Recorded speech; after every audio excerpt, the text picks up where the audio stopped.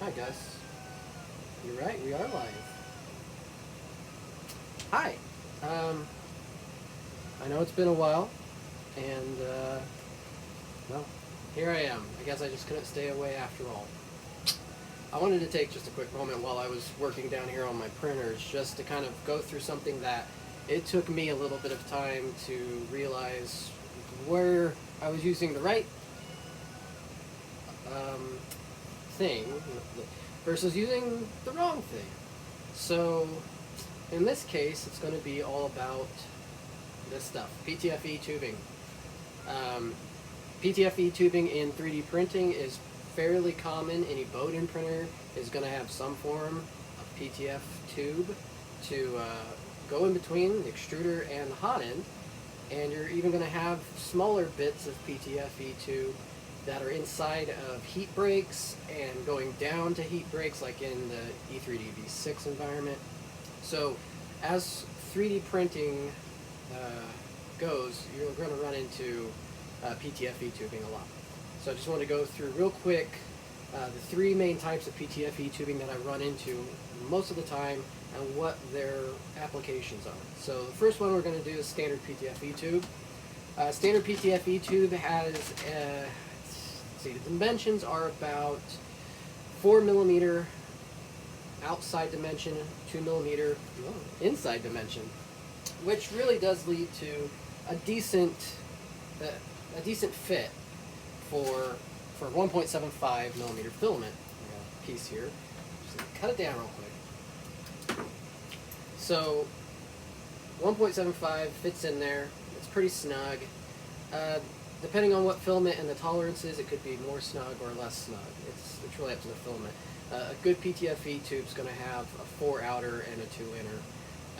Now, if you're using filament that is in tolerance plus minus 0.02, got the hiccups, then there's going to be a little bit of movement inside the PTFE tube because you're dealing with a 0.25 variance of tolerance difference between your filament and the interior of the PTFE tube.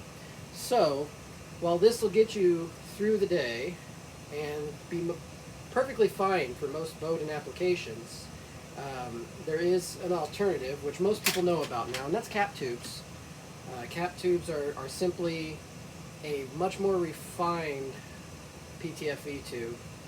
The interior diameter is much more constrained, and then the tube itself is made out of a more lubricating, I don't know, it's slicker. We'll go with that. It's a lot more slick. So if you want to upgrade your bowden setup, a cap tube is a great upgrade to a bowden setup. It will help you reduce retraction amounts and just general improvements all around. Now, the one thing that I wanted to talk about especially, because this is where I've been most of the time, I'm not much of a bowden guy. I'm more of a direct drive guy. But I love using this stuff for filament guides, or what some people refer to as a reverse bowden, meaning that it's on the other side of the extruder, feeding to the extruder, not from the extruder. So basically it's just pulling a filament from the roll and bringing it to the printer. This is really handy if your filament is in a storage container like a rep box and you want to keep it in there nice and dry. You can have a filament guide coming out, and that goes into your printer. Beautiful solution. I mean, that's, you get to keep your filament dry, and then you actually maintain a dry path all the way to your printer while also having a guide for your printer. For the longest time, I have been using just standard PTFE tubing for this job. So your normal 4 out, 2 in. And it works fine. It works fine. Only issue is sometimes if a filament is a little bit out of spec, it will get clogged up, or depending on the filament. This is a silk filament. This stuff is actually pretty sticky when it comes to PTFE tubing. So it is not very easy going in and out of there. Not like PETG or something else, but yeah. Some filaments work great in this, some filaments just don't work all that great. Using cap tubes, as a bowden, or not bowden, but as a reverse bowden slash filament guide, don't even bother. As much as it's great for a traditional bowden setup, it is overkill for just a basic filament guide. Which brings me to what I have found and what I recommend for if you're doing the filament guide system, which I'll show you here in a second, a little bit more about that. And that is the 4-3 PTFE tube. 4 millimeters outer diameter, 3 millimeter inner diameter. And any filament will just fall right into that. I mean, it's a wide open gap for the filament, which is what you want in a filament guide. The truth of the matter is you don't need to worry about tolerances on the filament guide. In fact, you want to open up those tolerances so your filament can actually be pulled through the guide with less effort on the extruder's part. So if you're using cap tubes, or if you're using traditional standard 4-out 2-in, and your extruder is like, you know, really trying to pull that through the guide, it's going to put a lot of stress on your extruder. It's going to put some stress on your gears and everything else, and it might impact print quality. And if it starts skipping steps, it's definitely going to impact your print quality. So the 4-3 is the perfect answer to that. You got way more room than you need for 1.75 filament, and it just doesn't mess with it. It's almost like, unless you really have a twist in it, then it's a very nice, clear path all the way down to the printer. And I'll show you what I mean by that. I'm doing this from an iPad like Chuck Hellebuck. Okay, so this is my Mark III Bear. And as you can see, I have a filament guide attached to it because I like to have my spool riding on the side, and from there it can feed into the filament guide and down to the extruder. Now obviously this is direct drive extruder. I don't need a filament guide. I could just have filament out in the open, or I could have a spool holder on top, whatever.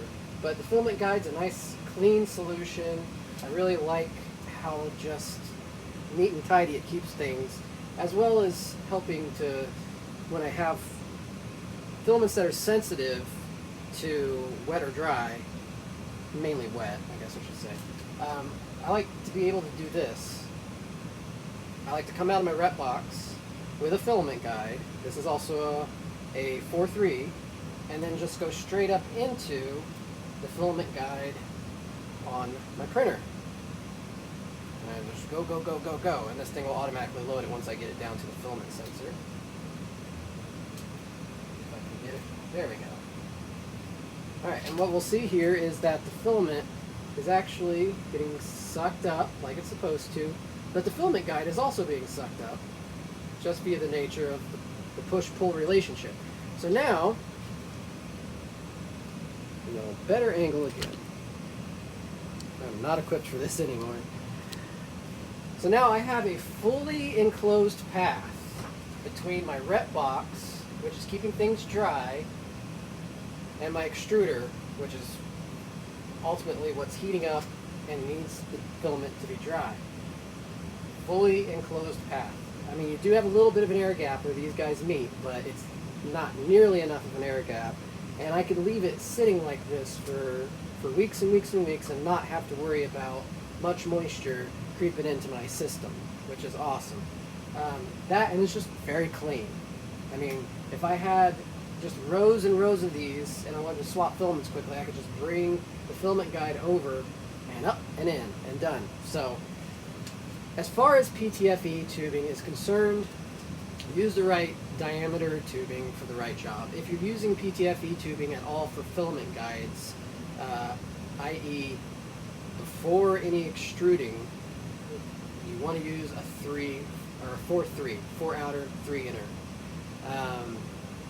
And then if you've got a bowden setup or any of the little, micro cuts, I would call them, of PTFE tubing that you find in, the heat breaks or before the heat breaks, like in a V6, those you can actually swap out if you want to with cap tube and get a little bit of a performance boost.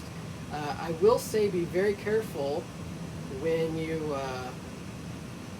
do that though. So if you have like a standard V6, like in a Prusa, and you want to change out the little PTFE tube that comes with the system to a cap tube, make sure that you're not running the MMU. The MMU has a very specific PTFE tube, a very specific heat break, so it's all part of that ecosystem. So be careful when you're swapping tubing. Cap tubes are great for bowden systems. This stuff was made for bowden. Regular PTFE tubing, the stuff that comes normally stock on your bowden printers, they'll work just fine. You'll just have to dial that retraction up. And they can be used as filament guides, but please consider purchasing some 4mm outer, 3mm inner tubing for your guides, so you don't get that extra resistance on your extruder motor in gears. And just to be clear, this is something that I stumbled across when I started working with my Voron, because I noticed with my Voron's filament guide, I initially had installed it was a cap tube-like tube, because it was the same color and I like blue.